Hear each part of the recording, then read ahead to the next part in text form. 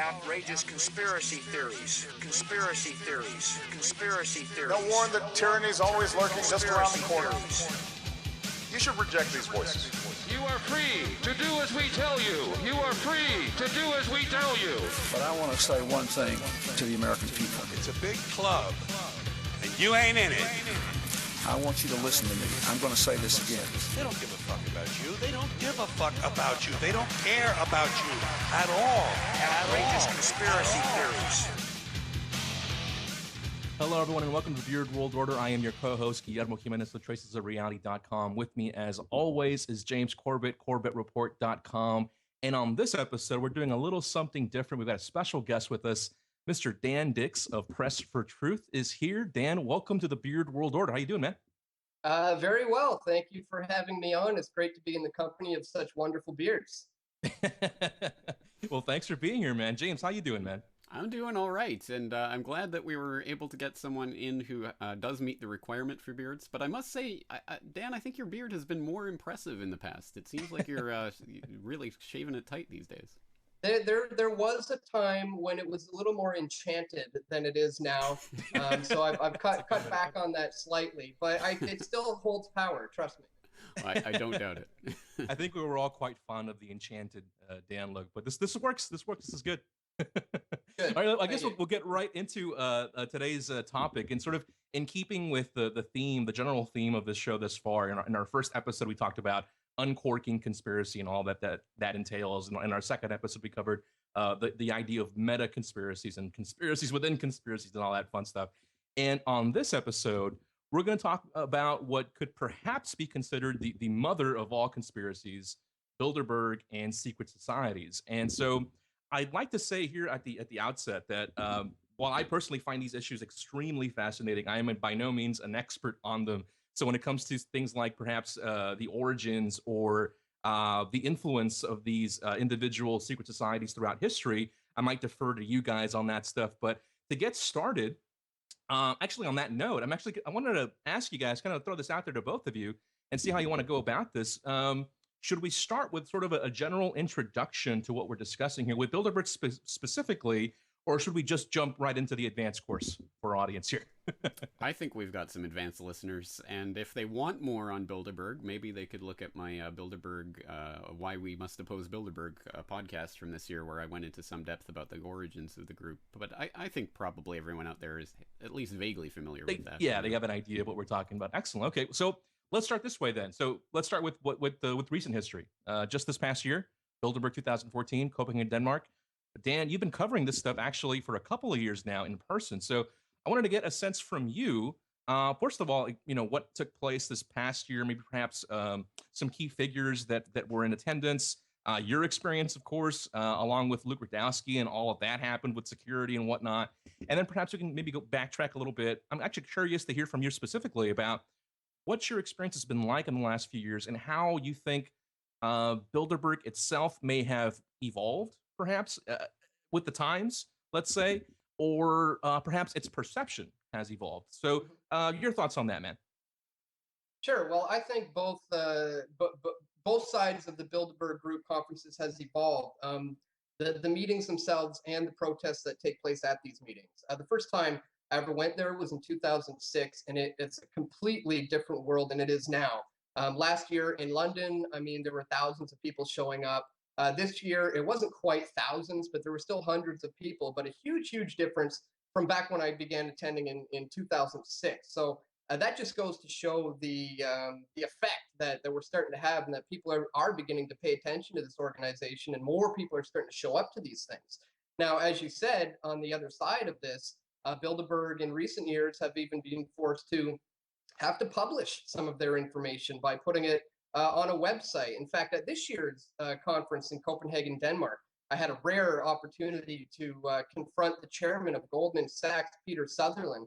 And when I asked him about the agendas that are being discussed there, he says, "Well, they're all published, my boy. They're all out there." And so that's an interesting video, actually. Myself and Luke Rudkowski, if you guys want to check it out, it's I think we called it Chairman of Goldman Sachs confronted at Bilderberg in Copenhagen or something. But We get into it in depth with him as well, and they kind of cowered and ran away from that one.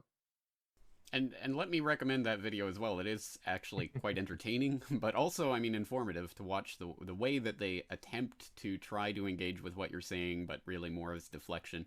Although it was the person who was with Peter Sutherland, I can't remember who that was, who really attempted to engage you more in that conversation. But again, it was interesting to see the way they kind of dismissed what you were saying, because again, it's all open, it's all on the website now. Right. Yeah, exactly. The young gentleman there was from Ireland. I can't remember his name off the top of my head, but it was his first time ever attending. And I wanted to take the opportunity, because we'll get into this in this show, but I wanted to get into him with this fact that I happen to think that there's somewhat of an inner circle within the inner circle. You still have to get invited to these things. Not everybody who attends Bilderberg is necessarily aware of some sort of nefarious agenda or trying to set up this New World Order. So I kind of warned the young guy and said, just be careful, because the people who invited you here may be trying to scope you out and try to feel you out, see if you're going to be willing to play along or not. And that seemed to bother Peter Sutherland. That made him quite uncomfortable. But I took the opportunity to warn the young guy, be careful. I'm not saying you're doing anything nefarious. Some people are in there and they may try to corrupt you. So let's use that as a jumping off point for how to really start to scrutinize this, because I think it's important when we look at something like Bilderberg to apply the same institutional analysis to that we would to any other organization or grouping, because ultimately I think it functions in a similar way. And I think you point to what I have long taken to be the core operating principles of groups like Bilderberg, which is that they are, as G. Edward Griffin put it in a lecture I always go back to, rings within rings. I mean, this is the fundamental structure that they rely upon. And exactly as you say, there's 125 to 150 invitees to Bilderberg each year. I certainly don't think all of them are in on the agenda of the core grouping, and I don't think they all necessarily understand or agree with all of the things that Bilderberg talks about. And we often see people who are invited to the conference once and never again. I certainly don't think that makes them part of the inner group of the inner group. And the question, of course, is what is that inner group? And of course, with Bilderberg, we have an identifiable structure for that. We have the Bilderberg Steering Committee, which is the core group of 15 to 20 people who really do decide. They, for example, extend the invitations and get to decide who attends and who doesn't and what the agenda is. So quite clearly, just like any other institution, we can analyze sort of the structure of this and the way that it functions to try to identify where the power actually lies in that organization. And to a certain extent, that demystifies this, I think. It's not, some, hooded people in robes chanting around a fire or something. This is, isn't it? Although that actually does take place in other secret societies, which we'll get into. But in this case, I mean, it really just functions like any sort of, I guess you could look at it as like a mafia type meeting where you might have I'll go back to Dick Tracy because that was a formative movie from my childhood, where you get the mobsters come together at the table and they don't like each other necessarily. They have different sections of the geography carved out for their own turf, but they'll come together for the table to talk about how to divvy up that cartography and what have you. And I think that's one way of at least trying to look at what's going on at Bilderberg. And perhaps that gives us ways of looking at how to actually effectively counteract what they're doing. Because again, I don't think it necessarily serves our interest to point to someone who's been invited once and to say, you're the evil New World Order. Perhaps there is an actual opportunity for education of people who are potentially on the fringes of these groups, or for the public at large, that what we're saying is not necessarily that this is just a monolithic organization that itself is inherently evil, but that there are certain people at the core of this group who clearly do have an agenda.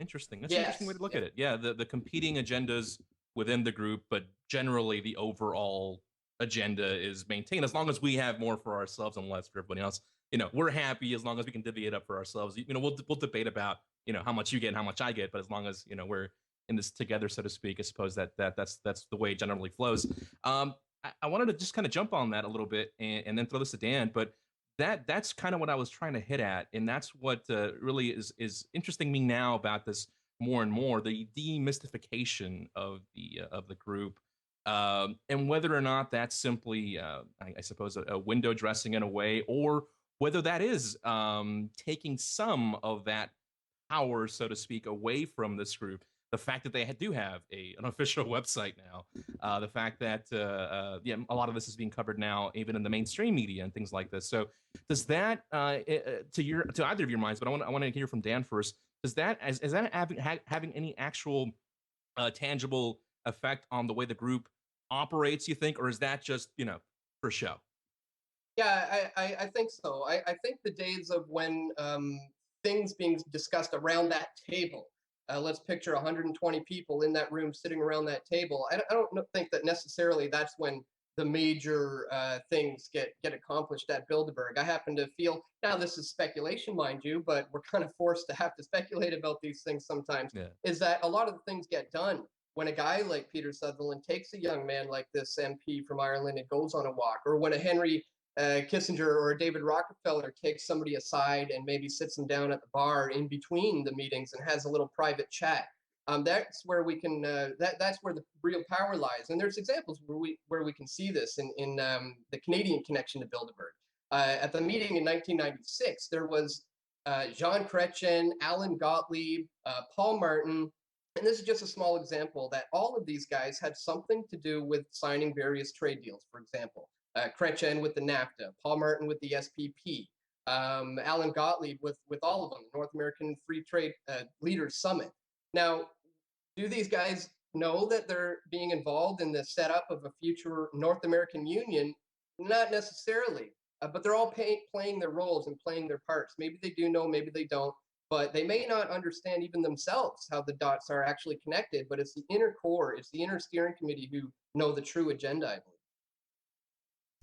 Well, okay, and so I think what we're identifying here is the way that the power operates in groups like these, and I think it sounds like we have a consensus on that it probably does function more as a result of a small group within the group who have that sort of power and the ability to function by basically compartmentalizing the rest of the group.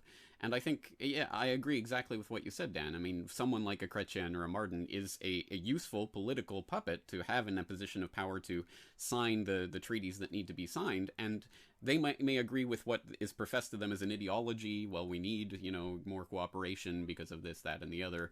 They don't necessarily know where this is going in the end, in the way that someone like a Rockefeller, for example, explicitly wrote about in his biography. If that is globalist, then I am a globalist and proud of it, or whatever he said. Yeah. So yeah, exactly in that way. But I think then what we perhaps should be looking at is the way that this compartmentalization idea developed from the idea of intelligence agencies.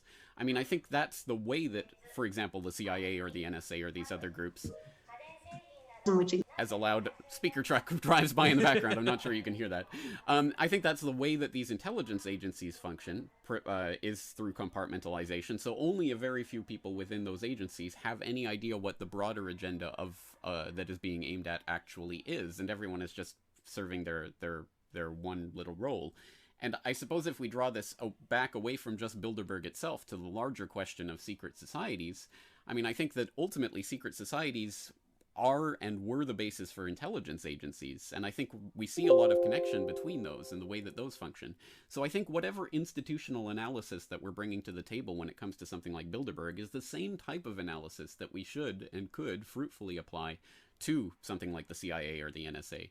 Because again, it's not that every single person involved in the FBI, for example, is knowingly a part of a plot to create terror plots in order to bust them or what have you, but that may be the sort of institutional, the way that power is institutionally wielded by the few people in the positions to direct that organization.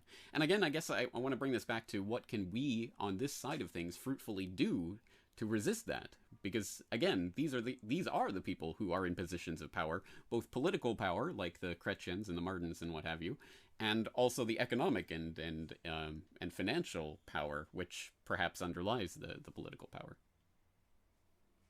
Yeah, well, I think it's important to understand how this ties into all of it. Just like you said with the intelligence communities, if we want to take this back to as far as ancient secret societies, I mean, one of the most famous probably being the Freemasons. I mean, we know that there's compartmentalization. There's less and less that you know in the lower ranks, and you begin to get more knowledgeable in the organization as you go through. Albert Pike even wrote in his book that the first 3 degrees are but the outer portico, and they're there, just for show basically. But the true meaning of the symbols to masonry, for example, are held for the adepts, he says. And so there's always this concept of an outer ring, and then there's an inner, more esoteric ring that has the true knowledge. And like you said, let's look at how this operates in Bilderberg and intelligence communities and secret societies, because it seems to be a key way to operate. These conspiracies can't work when there's too many people being involved. So it's compartmentalization with knowledge at the top and less as you permeate your way down through the organization. Now, that reminds me of something I wanted to ask you, Dan. Actually, both of you said something that reminded me of a point that I wanted to raise before we move on from Bilderberg specifically. The issue of intelligence agencies kind of reminded me of this a little bit. And I had a conversation about this not too long ago with on the BFP podcast with Lee Camp, and he brought up something that sort of an obvious point, but I hadn't really considered it before. And that's I guess we already sort of touched on it, but that's the sort of information and technology age that we live in, and the fact that if, for example, the CEO of Google, say Larry Page or Eric Schmidt or whatever, if he wanted to set up a little chat with the Queen of Spain or something and a couple of their buddies, they could probably pull it off. They could probably set up some kind of secure video chat and do this, with technology these days. So, why, even though, and what I wanted to ask you about is being in attendance, and I know that most of the attendees that you've interacted with very much do not want to be on camera, let's say, or have their, they hide their faces and whatnot. But I'm wondering if perhaps the symbolic nature of all this, if perhaps even speaking of circles, but this maybe more applies to that outer circle that we're talking about. If perhaps some of these guys don't get a kick out of this. I mean, why all this cloak and dagger shit if it's not really all that necessary? What do you think about that? Do you think it's, what do you make of it being a sort of symbolic thing for again, a lot of these guys who are maybe first invited probably get a thrill out of rubbing elbows with some of these inner cats? Well, I think you might be right about that, but I think that's not to dismiss that idea. I think that actually just bolsters the insidious nature of this, because I think to a large extent it probably is about that display of power and wealth and intrigue, and now you're part of the big club. And I think that can be used as a motivating factor in influencing some of these people who might be in positions to wield authority to implement the agenda. So I think there's probably something to that. I mean, as an institution, it probably does function by being that sort of elite. Wow, you're part of the in crowd now. But let me raise my own kind of devil's advocate position here. Well, not my own, actually. I'm going to read from a post that was up on RT this year. It was an op-ed by Dr. Rosalind Fuller, who is lectured at Trinity College, Ireland, where I actually studied for a year. So there you go. Although I don't know this person. But she wrote an op-ed saying why Bilderberg is the least of your worries. And I'd like to solicit your guys' opinion on this. I'll just read a couple of paragraphs from this. She says, people are rightly concerned that business magnates and top politicians are conducting conversations like jobs, entitlement, and debt in private, along with challenges for Africa, which, considering the complete absence of African attendees, says a lot about whose challenges in Africa are going to be discussed. My guess would be that Chinese and Western leaders attempted to carve out their respective roles on this resource-rich continent, which is interesting because I don't know if there were Chinese attendees this year. But anyway, I think we can all agree that these politically relevant conversations should be happening in public, and that your ability to enjoy an occasional cocktail schmooze with politicians should not be tied so tightly to the size of your bank account. However, where critics go wrong is in seeing Bilderberg as a cause instead of a symptom. Bilderberg is an important conference, particularly when it comes to coordinating transatlantic strategy, but it is only one of literally hundreds of meetings between business and politicians on the calendar.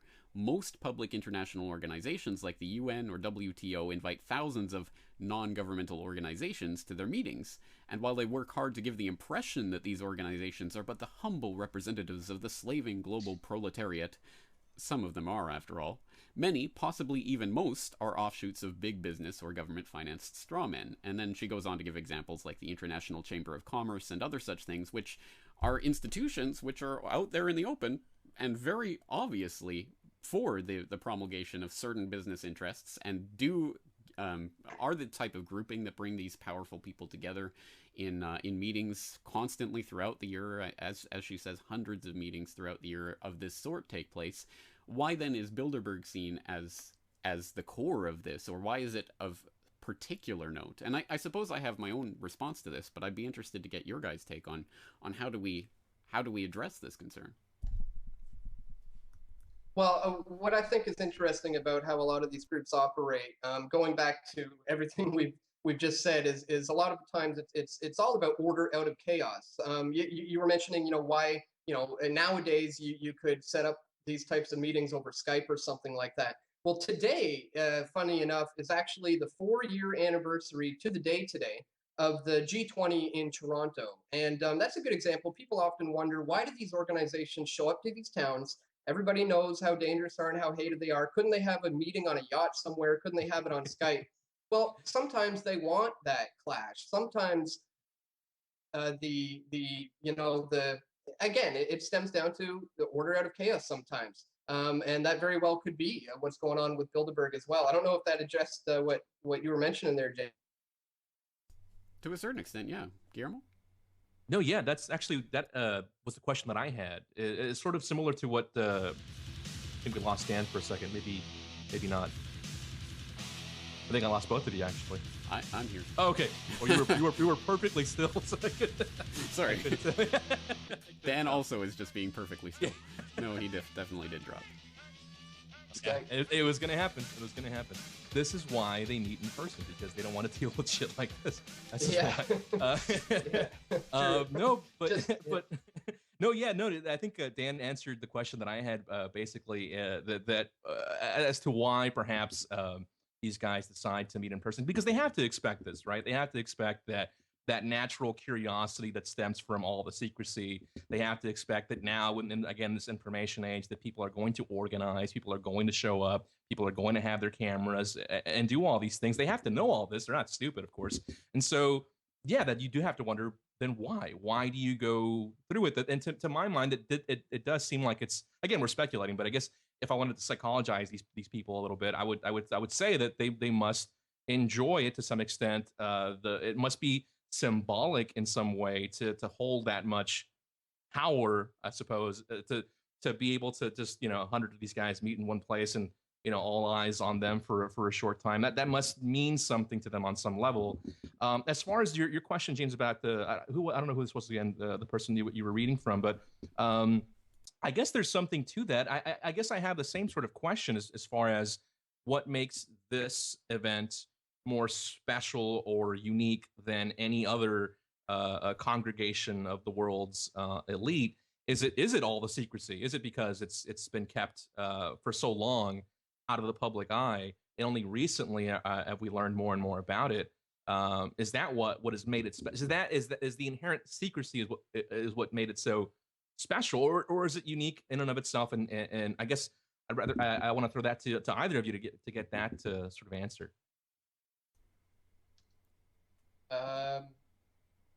Yeah, I am not sure. I guess it's possibly a bit of both. Really, I don't know, James. Well, I suppose my response would be to agree with what Dr. Fuller is writing in this op-ed. I do think that Bilderberg is not the cause so much as the symptom of a larger phenomenon that does take place throughout the year. So in that respect, I don't think it's any more deserving or less deserving of any other particular grouping of being exposed and subject to the same type of scrutiny. However, I mean, one thing you could say is that Bilderberg probably is slightly more elite than a lot of these other conferences that take place, just in terms of the firepower of the people that they're able to bring together. There aren't a lot of conferences that are of that caliber, and the extent of the secrecy that goes on surrounding this does. I mean, again, in this day and age, as we say, in the information age, it is, I suppose, different now that it's sort of slightly been let out of the bag, and there is at least there was a fair bit of media coverage last year in England, and it was talked about on national TV, so it's not exactly functioning in the same way that it did 10, 20, 30, 40, 50 years ago, when it was truly, completely, 100% off the radar of almost every single person on the earth who wasn't an attendee. I think it did function in a certain way back in that era, and it's functioning in a different way in this era. But so I think that the secrecy aspect to it is part of what makes it interesting from the perspective of people who are looking for something to cover. But I think the other thing is that I think we need a focal point to direct our attention to, and I hope that it doesn't stop at the, well, we must oppose Bilderberg. I mean, I hope it continues on to the logical conclusion that we must be opposed to these types of confluences of power and meetings and secret compacts that are entered into behind the scenes, no matter when and where they're taking place. And just as an example of something that is potentially, I mean, as ominous, or at least in the same league of ominousness as Bilderberg, it comes from Andrew Gavin Marshall, who wrote an article at about the same time as Bilderberg this year. Back on the 2nd of June, he wrote an article about the International Monetary Conference, which is not something I was familiar with before reading this article, and I would venture to say most people in the audience aren't either. But he does this, he's doing a series on the IMC and who they are and where they meet and all of this. And basically, a lot of the attendees from Bilderberg packed up their bags in Copenhagen and then went to this International Monetary Conference that was taking place in Munich. So it's even some of the same people are involved in this. And again, it's a nefarious conference of central bankers and private bankers coming together, talking about banking regulations and things of that sort. Again, a similar kind of grouping of power, talking about issues that would best be served if there was some scrutiny to these issues. Why isn't the IMC getting anything like the kind of scrutiny? Why isn't it even known, let alone the Bilderberg conference? But then again, if the IMC became the focal point of our protest, then there'd be another organization, right, and another. I mean, I think the point has to be more of an institutional analysis of how these groups in general work, and I think Bilderberg is a very good focal point to that, because again, it comes around every year, and every year people can sort of concentrate their firepower on it and hopefully have an effect on that. And I think that's doubly effective because, again, not only does it hopefully actually undermine what they're doing at Bilderberg to whatever extent, but then I hope it also helps to encourage the resistance movement, because again, the more success that we have, the more that we understand that the power really does lie with us. And conversely, the more failure that we have, the more that people get disheartened and demotivated and basically disengage. So I think there's reasons to concentrate on a group, and why not Bilderberg? I mean, it is I think an important and influential group, and I think it does deserve the scrutiny that we're giving to it, like many other organizations do. But I think that would be my answer. Excellent point, man. Good point. Dan, anything else to add to that, or shall we move on to some other secret societies? So speaking of things that or people or gatherings that meet yearly, another secret society, I guess no show on secret societies would be complete without bringing up Skull and Bones and Bohemian Grove, right? So why not bring that up? And I believe, and this is to your point, James, about the focus on Bilderberg rather than other gatherings. I haven't really read much of anything about Bohemian Grove, and I believe the gathering is already underway. I think it's a part of it happens in early June, and another part of it happens in early July. And I wanted to get maybe some general thoughts from either of you about this, somewhat secretive gathering. It's still fairly secretive, although many of these things, again, just because of the nature of information these days, are more accessible to the public. But yeah, generally, and then we'll get into some specifics. But maybe Dan, let me get your thoughts on the Bohemian Grove. What do you think about that, man? Sure. Yeah, well, it's important to pay attention to all these groups, just like James was saying. And when you have an organization like Bohemian Grove, where these same people, we sometimes refer to them as a triple threat or quadruple threat, where they're Bilderbergers, CFR, Trilateral, IMF, they're all these guys. When you find that they're going to things like Bohemian Grove, and then you look into what sort of things do they do there, what sort of things go on at Bohemian Grove, it's incredibly eye-opening into a much bigger agenda about this whole New World Order agenda. It really opens up a bigger picture when you see that these guys are actually involved into some very occult, ritualistic ceremonies that take place there, namely the cremation of care, where an effigy of a body is placed on the altar in a fire. and it's consumed. It's called the cremation of care, and it's burned in front of on an altar in front of their god, which they refer to as Moloch. And the cremation of care, I think, is symbolic of almost killing off your God-given conscience and showing that you're willing to do something like this in order to give way to the cares of the world. And I think, I always looked at Bohemian Grove as like an Illuminati summer training camp, where they kind of test you out if you're willing to do some of the darker side of things, some of the occult things that are involved in the New World Order agenda. So it's kind of like a training school for that, and kind of testing the waters to see who's going to be willing to play along and dabble in the darker arts of the New World Order agenda. James, your thoughts, man? Come on, Dan. It's just kind of a frat boy spring break for the elderly jet set. I mean, this is nothing nefarious. No, this is. I mean, Bohemian Grove specifically is an interesting example of that phenomenon of how we can become normalized to ideas that beforehand would have been really, really hard to even accept. I mean, I remember the first time I heard the concept that there were, literally high-ranking politicians, including presidents, who, meet in the woods and do these occult rituals. I thought, what a that's so ridiculous. I can't even, that just couldn't possibly happen. And then you see the footage that was snuck out of there, and the first time I encountered that, it was crazy. I'm like, I can't believe this actually happens. And now, fast forward several years, and I'm like, oh yeah, I'm Bohemian Grove. Yeah, they do that every year. So there is a process of normalization that goes on with that. Yeah, it's not that important really. When perhaps it would serve us well to maintain some of the initial reaction that we have to this. But I suppose, well, again, let's play some devil's advocate with this, because when Bill Clinton was confronted once by someone, I can't remember the context or what the person was talking about, but one thing that he brought up was Bohemian Grove, and Bill Clinton said, "Oh yeah, that thing where Republicans go and run around in the woods and piss on trees. Yeah, I'm not a member of that." And I suppose to a certain extent he's right. I mean, it is predominantly a Republican institution, and all of the politicians and others who are identified with it are certainly right-leaning.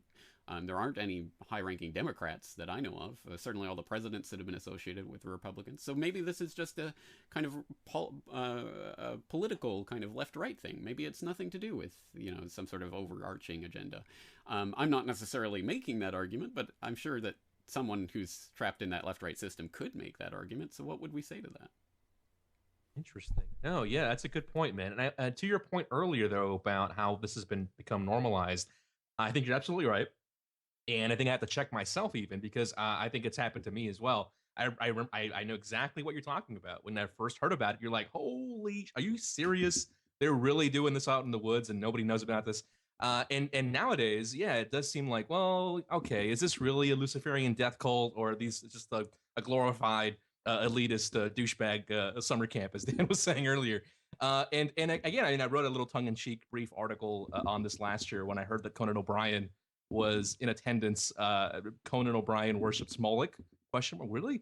I thought that was really strange. And it made me question both Conan O'Brien, first of all, what is he doing at Bohemian Grove? But it also made me question the club itself. And it made me, for a second, I thought to myself, well, okay, is this really the Luciferian death cult that I've always thought it was? Or is it just a glorified a club, as you say, for maybe right-leaning politicians to go out, blow off some steam, and perhaps while they're there, maybe, dish out what their latest, plans are for whatever they might be, scheming up. But yeah, I think both of you made a good point about this, and I have to check myself, because it was really, really creepy the first time I heard about this. The cremation of care, of course, though, as you mentioned earlier, James, the black cloaks, all of that is present there, and it is something that I guess we should not just brush off as something innocent. So, Dan, your thoughts on that, man? Well, when we see that similar things happen in other organizations, societies like Skull and Bones and Freemasonry, a lot of ritualistic ceremonies, and these types of things go on in other organizations, I think it's safe to say that it's not necessarily all just simply political here, or just a bunch of frat boys getting together having fun. When we're seeing this all across the board, I think it's evident that there's a bigger picture at play here, and that it's not necessarily completely all about money and power, although that's a large part to do with it. But a lot of these guys who are running the show, they have all the money, they print, they make the money, they have all the power. I think this agenda sometimes goes beyond money and power. And when you see that these guys are interested in the occult, maybe that means that there is actually something to this. These are very smart, intelligent people who have gotten to where they are for a reason. So I think there's definitely something to it, as opposed to just a bunch of frat guys getting together. Especially, like I said, when you see it all across the board in different secret societies, it's evident to me that there's more than what meets the eye here, and that what we can see with our eyes. Let me see if I can chart a middle ground then between those two positions. It's not just drunken frat boys, and it's not necessarily they're opening an interdimensional portal to the netherworld or something. Maybe there is something in between that, insofar as you're right. These are intelligent people who have come to positions of power because they are brutal and ruthless, mostly, but also because they're not stupid people. I mean, these are people who have spent a lot of time trying to understand and trying to use systems to their own advantage, and have been successful in doing so. So I think we have to take the types of rituals that we know they engage in seriously, at least to the extent that this is not something that just kind of came about by happenstance. But I think what this might indicate might be that again, a sort of fundamental understanding of human psychology, and that humans, like ourselves, sitting here on the outside speculating about groups like Bilderberg and others because they're secretive, it provides that kind of mystery, which it hooks us in, it entices us. And I think that psychology is something that's played on with the occult. So one thing we could imagine, at any rate, again, this is speculation, but one thing we could imagine is that these types of groups fundamentally operate like, I imagine, secret societies always have for thousands of years, and like intelligence agencies do today, by always providing people with the idea, there's something going on here, and you don't quite have access to this knowledge, but maybe if you play the right cards, you can get closer to the sort of core understanding, and we'll let you in on the mysteries, which of course is explicitly how Freemasonry works with its degrees, and maybe you can work your way up to the 33rd degree, and all secrets will be revealed. And similarly with these types of occult rituals, it might be more as a psychological tool to impress these people who might be invited into, you're on the outer fringes of the inner circle. Do you want to get into the inner circle and, harness the true power of Satan, or whatever they're trying to offer these people? And I think that, I see that the occult aspects of it, potentially at least, again, this is speculation, but functioning in that manner as sort of basically a psychological leverage tool over people, because again, exactly like the shamans, or thousands of years ago, would stop the snake god from swallowing the sun because they know when the eclipse is coming and they know when it's going to end. It's a powerful thing. If you just have more knowledge than the other person, and you can convince them that knowledge provides you with some sort of access to the spirit world or whatever, it's a powerful tool and a leverage that you can use to further increase your control over other people. Not to mention the brotherhood. A lot of these are referred to as a brotherhood, and just having a common brethren. Knowing you can go world and enter another country in another particular building and have somebody there who has been indoctrinated or believes the same things that you do, probably gives them a sense of it's kind of like you said earlier, like a mafia, like a family, like you're really, really a part of something that's bigger than what you are. So you're right. I think a lot of it is psychological, grabbing them psychologically as well. Yeah, that's a good point. Yeah, and I guess in that sense, and that's how it resembles that fraternity that we've been kind of tongue in cheek referring to, that sort of brotherhood that these guys are bonding as a sort of special union, and they can rely on each other. And of course they do. Of course, this is something we can observe in business and in politics, the way favors are delivered to work your way up the ladder. A lot of this has already been pretty well documented. I wanted to ask Dan something. This is kind of an aside, but it's still related. Because we mentioned earlier how you were attacked, I guess, by security at Bilderberg. Not the first time, of course, and not that long ago. You were thrown out of CPAC for trying to interview Newt Gingrich. Newt Gingrich, of course, very famously attendee of Bohemian Grove. Curious what you make of that, man. And if that had anything to do with you being thrown out of that joint. Yeah, it's funny enough. I almost forgot all about the fact that I was in line to confront Newt Gingrich on the fact that he attended me in Grove. And it was there at CPAC, and I don't know, I was in the line for maybe 10, 15 minutes when they just came straight up to me, a couple guys in suits. They got a little white thing in their ear, and they come up and they say, "You, out of the line."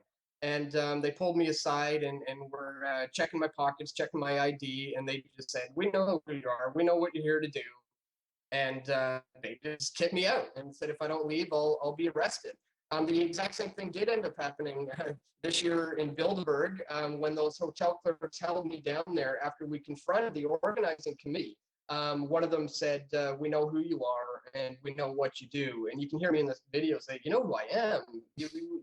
What am I trying to do? What do you mean, you know what I do?"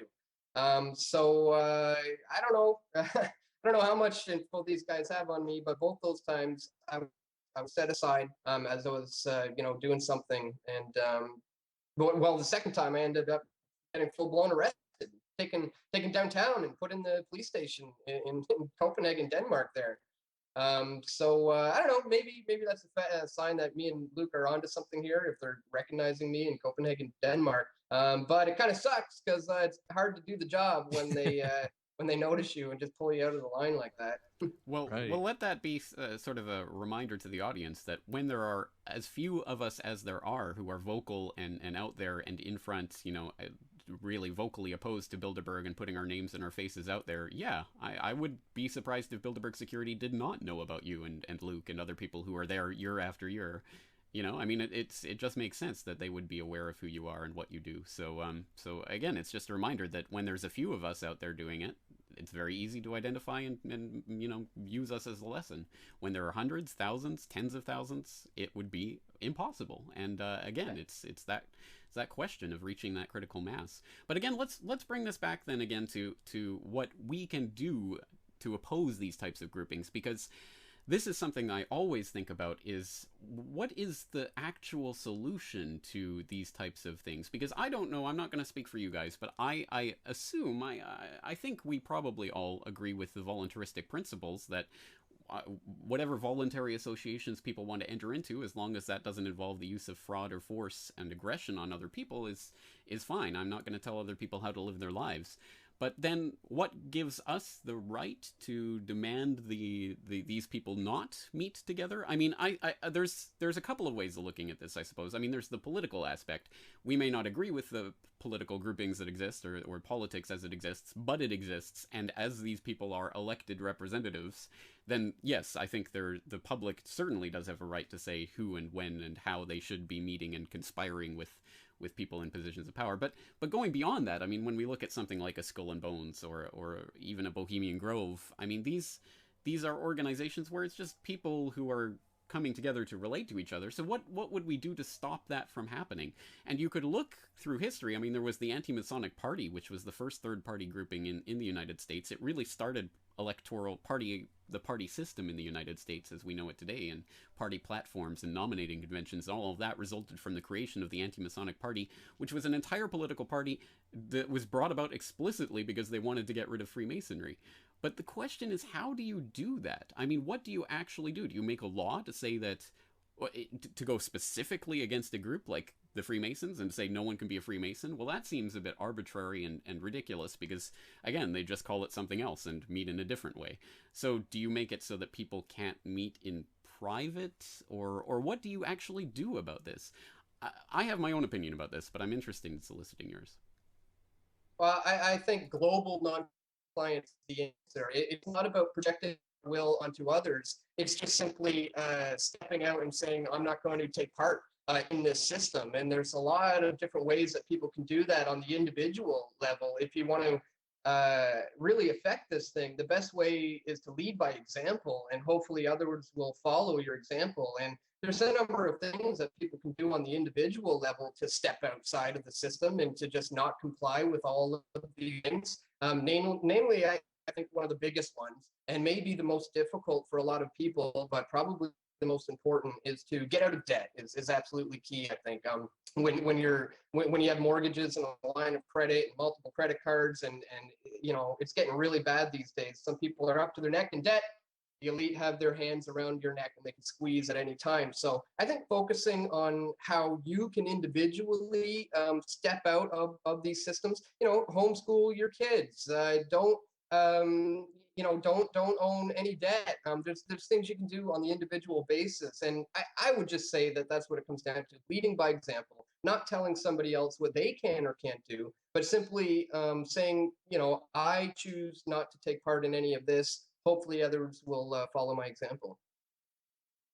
Yeah, good point, man. And I agree with Dan on this as far as what we can do individually and collectively as a response to these things. And I think just to go back to what we were talking about earlier, it's a really good example of how it's having an effect. The fact that you were accosted a couple of times now because they said to you directly, we know who you are, we know what you're doing. It's an example of how what you, James, to your example too, about how the part of the power is that secrecy. It's part of that shaman like as you were saying earlier, that power that they wield comes from that. And so when that is removed, part of that power is removed with it. And so and I know I was saying earlier that some of these guys must get off a little bit on hiding from the camera and whatnot. But I think generally, I think it is true that by removing that power, by shining the spotlight, by putting a camera in their face, that is in itself having a tangible, observable effect. Also, as far as your point, James, earlier about the need for some sort of law potentially, and I don't know the specifics of it, so I can't speak about the details, but I think there is a law on the U.S. books anyway, the Logan Act, right? Of course, about meeting. I don't know if it's in secret or what, but meeting with other world leaders and whatnot. But what you raised, James, opens up a can of worms for me because this might take us a whole nother hour to discuss, but as you were talking, I was thinking about this, and it's really interesting because you were saying that well, I think it's true that part of the reason why people are so upset that these things happen, that these secret societies exist, that meetings like Bilderberg occur, is because that a lot of the people there are elected representatives of the people, and so because of that, in this sort of system that we currently have, we need to hold these people accountable because they're acting in our name, right?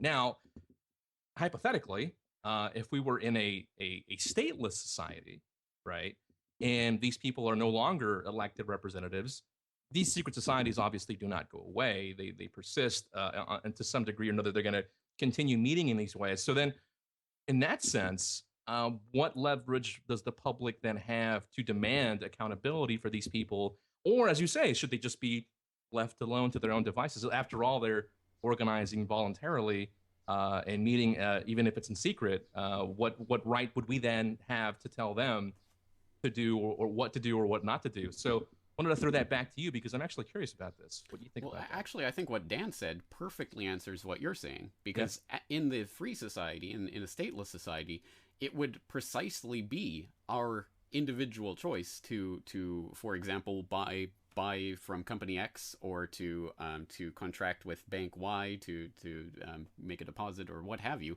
It would be completely our choice. There would be no state telling us, for example, that there's a legal tender law saying that you must have this type of piece of paper in order to pay your taxes and be a legal human being. So that we would have complete choice over what we do. And so, yes, I mean, certainly politicians or not politicians, sorry, businessmen and financiers and whatever else, people in positions of influence and wealth could meet together and presumably would meet together even in a stateless society, but we would have complete control over whether or not we want to interact with them.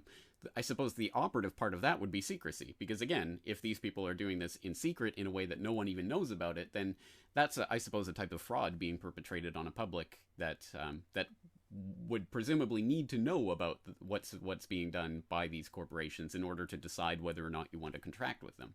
But again, ultimately, so I think really my response would be the combination of what you two guys talked about. So first of all, I think exactly right. It is about what we can actually do about this, and that really is in terms of what we can do to get off of the system that they use to wield their power over us, which is exactly, it's debt, it's control of education, it's all of these things that they do have control over that we can actually make an active choice to comply with or to find ways around.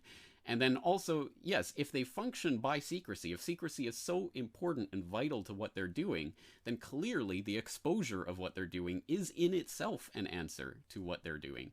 And that's, I understand that's not satisfying to people. They want some sort of more overarching response to this, but I think the exposure itself, it really does undermine their ability to implement their agenda, because it's an agenda that only functions, again, by keeping information from people. If you have more information than other people, you can always use that as a leverage. So if you create an international grouping like the European Union with a single central bank, even though you have, 28 different states or however many are in the Eurozone, all with different economies, and you try to set a single monetary policy, and that is doomed to failure, but you can use that failure that is going to come about as a result of that grouping to argue for even more power. Well, that means we must make it into a single governmental body. We must give more power to the ECB and make the EU into a real government. If that is indeed your end goal, then all you have to do is dish it out bit by bit by bit. Oh no, it's not an European Union. We're just entering into some trade negotiations. And okay, it is a European Union, but that's all. I mean, it's just a way to talk about things between states. Okay, no, actually it's a European Central Bank, and yes, we're going to have a single currency, but that's it. I mean, you keep your individual governments. And now, oh well, no, you don't need your individual governments. I mean, if you just lead people through the agenda. So again, exposure of the agenda at the beginning is important, because exactly like with the Bohemian Grove example, if you tell people, these politicians are meeting in the woods and doing these rituals and things, people are like, what? You're crazy. But if you just reveal it to them bit by bit by bit, and then they get used to it, that's the way that this functions. So exposure of secrets is absolutely vital to this. And again, what we can actually do to get ourselves off of their pressure points, which is usually around the financial system and the education system and other things that, again, we can choose to whether or not we want to buy from their corporations or whether we're going to find ways around that. The only point that we really don't have any leverage over at this point is the monetary system, which again, I mean, we can choose not to abide by their rules, but that will get us locked in a cage. So, I mean, I think that's really one of the fundamental points that we have to concentrate our firepower on, because it is truly a point at which they have a stranglehold over us. Indeed, Yeah. indeed. Yep. No, and excellent points all around, guys. And I think also, James, just to your point quickly, but I think not only is it not psychologically satisfying to not have an overarching answer for all this, but also to suggest that people should take individual responsibility for their actions and not take on debt, as Dan suggested, things like that. That's not what they want to hear. What are you going to do for me? I don't want to. That sounds like a lot of work. I don't know about all that. But and just to make a more nuanced point, I think that in a stateless society, in a free society with free human beings, again, it doesn't necessarily mean that there won't be such things as credit or what have you, but it just means that we have to be responsible for who we're contracting with for credit. And if you enter into a contract with a bank or whatever for debt, then you have to understand what that institution is and what they're doing with your money and who's really controlling it and all of that, which in our current system we feel we don't have to, because in the US there's the FDIC or similar institutions around the world that take that out of your hands. Oh, don't worry, the government backing up your deposits. Don't worry about who you're contracting with. Bank A is as good as Bank B. Don't look into it, and don't think about your personal choice in this matter. So it's not to say, again, necessarily that all of these things are evil and must be completely rejected. It's just that we have to be very consciously deciding where we put our money, who we interact with, what we do with our time.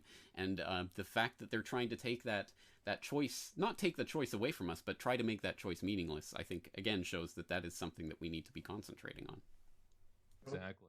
Like a true free market. These guys would have been weeded out, long ago if we truly had a free market. Exactly. Yeah. Indeed. Now, guys, it's about that time to wrap this up. So, closing remarks from each of you before we close out the program. Dan and James, anything else you'd like to add, either about this or just generally? I'll start with Dan here. Anything you would like to say before we close out today's show? No, I mean, fascinating topic. Thanks for having me on to talk about it all. Again, it's of the utmost importance to understand what all these organizations are doing, especially when it goes sometimes beyond money and beyond power. So we have to pay close attention to what they're doing. I've been paying close attention for many years now. People want to check out my work, they can check it out at pressfortruth.ca. And of course, the YouTube channel is youtube.com/weavingspider, which is a little node to the Bohemian Grove, actually. Weaving spiders come not here is their motto. So you can check that out on YouTube, and that is about it. And of course, we will put the links to some of the videos we've been talking about, your arrest at Bilderberg, your confrontation of Peter Sutherland, and some of the others that we've been talking about in the show notes for this. And also, I would just like to, as always, encourage viewer response, listener response to this, to get your take on what we've been talking about. Of course, you're a vital part of this conversation. And on that note, we should go over some of the feedback we received from our previous edition of Beard World Order, where we were talking, for example, about the DoD and its assistance of various movie projects. And on that note, we had an email in from Alf who said, regarding the DoD-assisted movies, the Department of Defense-assisted movies, isn't it a smart thing to do if they want to hide their intention to assist a lot of movies that are about flowers and stuff? It would be stupid to only assist obvious movies. So I think that's a fair point. Obviously, the DoD does want to be involved in a lot of different projects so that the ones that they really want to influence don't necessarily stand out so much. Also, Bruce wrote in to say, regarding the Beard World Order, thoughts from a viewer, why your broadcast style works. Number 1, your calm approach pulls as opposed to pushes your audience to think. 2, you stress the rational thought process. 3, you remain open to opposing views and opinions. 4, you present yourselves as real, ordinary people without reliance on ego, title, or station. 5, you continue to cover very diverse, interesting, and controversial subjects. And 6, lastly, you provide links so the listener viewer can check for themselves and are free to draw their own opinion. So thank you very much for that, Bruce. And finally, we had in from Jason regarding Karate Kid 2 and the Department of Defense and Okinawa. It's a strange one. Yes. Why were they involved? He says, I think they were involved because it involved Mr. Miyagi's return to his home island of Okinawa, an island where nearly everyone still there has an ancestor who was killed in the Battle of Okinawa by an American Marine. Which is a fair point, and also it continues to be an ongoing concern for the people of Okinawa, many of whom are very much opposed to the U.S. military presence there, which continues to happen despite many, many political assurances that it would be moved. So certainly I can see some sort of DoD connection there in trying to make sure that that script certainly excises any such mention of any of the cultural factors around that. But I don't know if I've even seen Karate Kid 2, let alone even if I have, I certainly don't remember it, so I'm not speaking from any particular viewpoint there. So anyway, thank you for all of that feedback and view and input. And of course, you can all contact us via our various websites with feedback about this conversation. Indeed. Good stuff, guys. Good stuff from the audience. Again, really, really good stuff. Appreciate the feedback. And we should mention, it's been well over a month since our last episode. So we will try to make this a more regular thing on a monthly basis. And we do really encourage, I want to echo what James said, encourage your feedback, encourage your emails. Topic ideas, of course, are also welcome. I'd like to know what you guys want us to talk about for the next show. We've got a month to send those in, so please do so. And I guess that about wraps it up for this episode. Again, thank you guys for joining me. Yes, the links will be on the show notes. The links to our respective websites and ways to contact us each will also be in the show notes. So again, please do that. Come back and join us next month, we hope, we think, right here on the Beard World Order. Thanks for listening. The very word secrecy is repugnant in a free and open